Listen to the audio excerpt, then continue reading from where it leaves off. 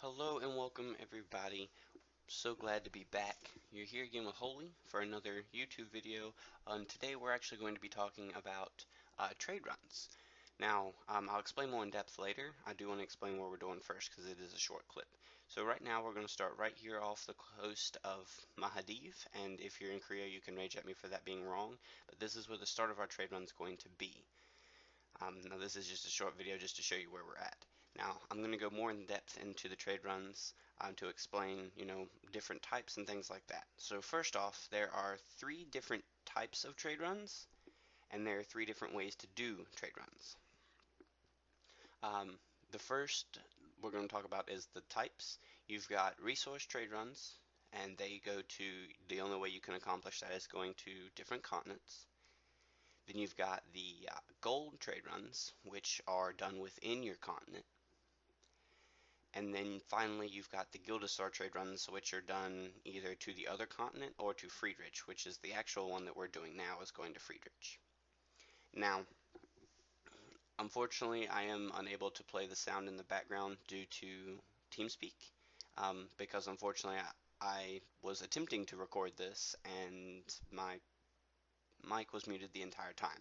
So we're going to have to use a different one, which is recorded in way higher standard than mine would have been. So that's definitely a good thing. So definitely a shout out to Chop for having a boss-ass PC. So let's go into the trade runs. So let's start with the resource. From what I can tell, there may be more, but the only two that I've found is resource trade runs for um, charcoal stabilizer and resource trade runs for the salt stabilizer, the rock salt stabilizer. And depending on how far you go in one continent to the next, depends on the amount that you get. Um, I think the last trade run I did was from Arkham Iris. I did the roasted eggs, and from Arkham Iris all the way to Two Crowns was, I think I ended up getting like 9 stabilizer for that.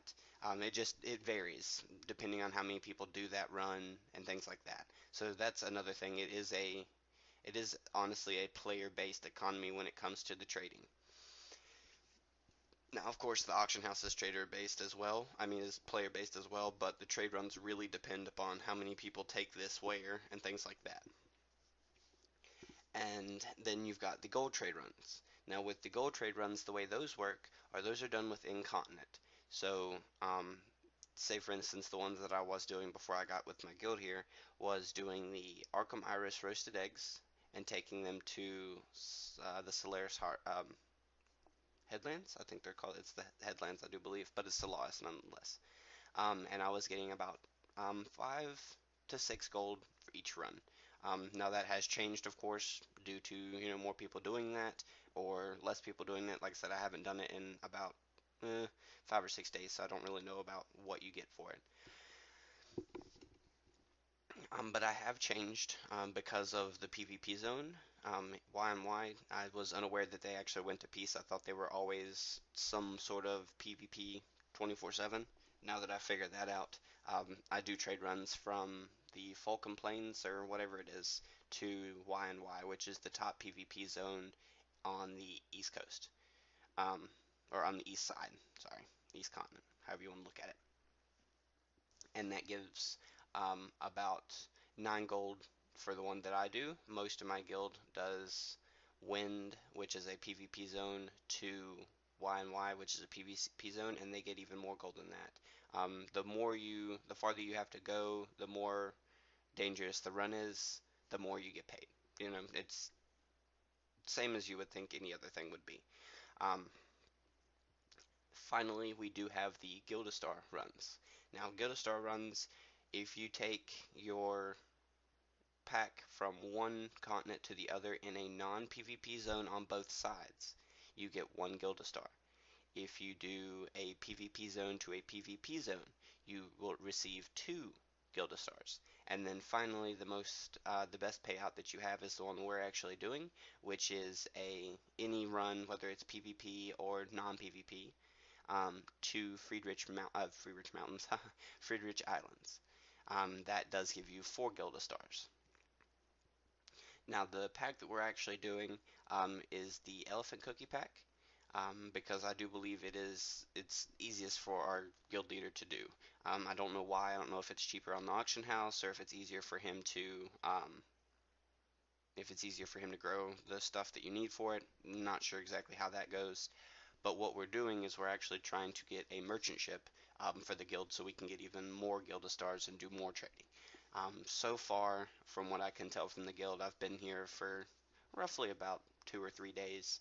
Now, from what I can tell, we're a big um, trade-based guild at the moment.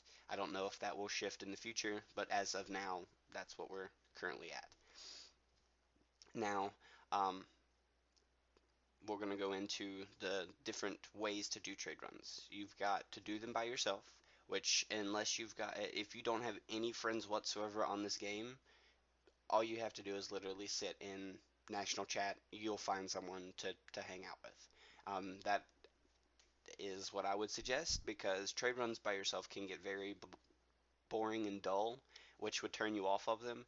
And unless you are amazing at auction house trading or you can just spend lots and lots of, real life money on labor pots to get crazy amounts of resources to sell, I would suggest trade running is honestly, from what I can tell, the best way to make money in this game. So doing them with a party is the second way.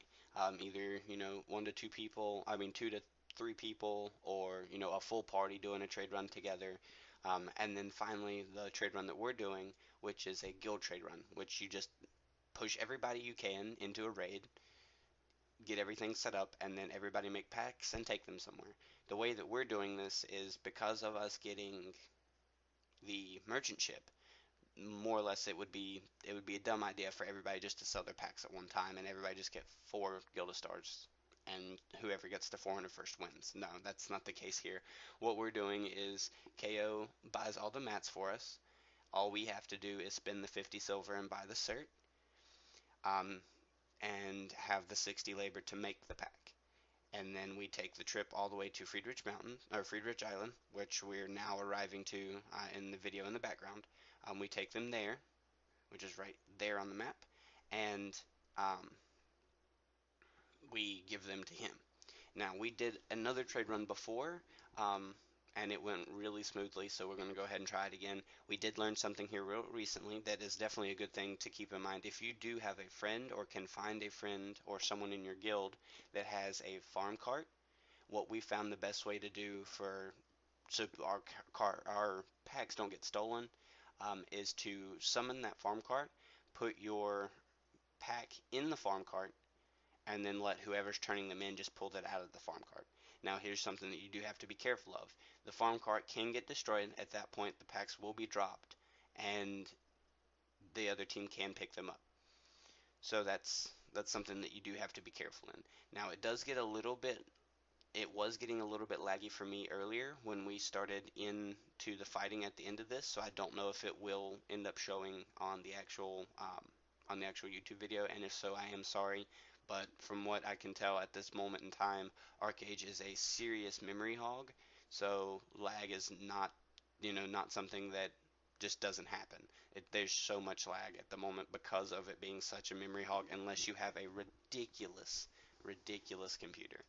Um, Now there are some streamers that are able to do that, but like I said, at the moment I don't have that ability. So once I am able to actually get a good run, there will be a decent amount of lag, and I am very sorry for that. As long as we go to a different continent where we don't have to PvP to protect ourselves, then it's not that big of a deal. I don't usually lag, but here on Friedrich, you get attacked just about every time you get here. Now we've gotten lucky so far, and we more or less get all the packs turned in before anything bad happens, and we start getting attacked. People do show up and just kind of stand there and look at us like, what are you doing? But it's not really that big of a deal until we get all the trade packs in. Then once we've got the trade packs in, everything seems to go to shit and we get attacked. Now, the last trade run we did last night, I unfortunately did not record, but it's not really that big a deal because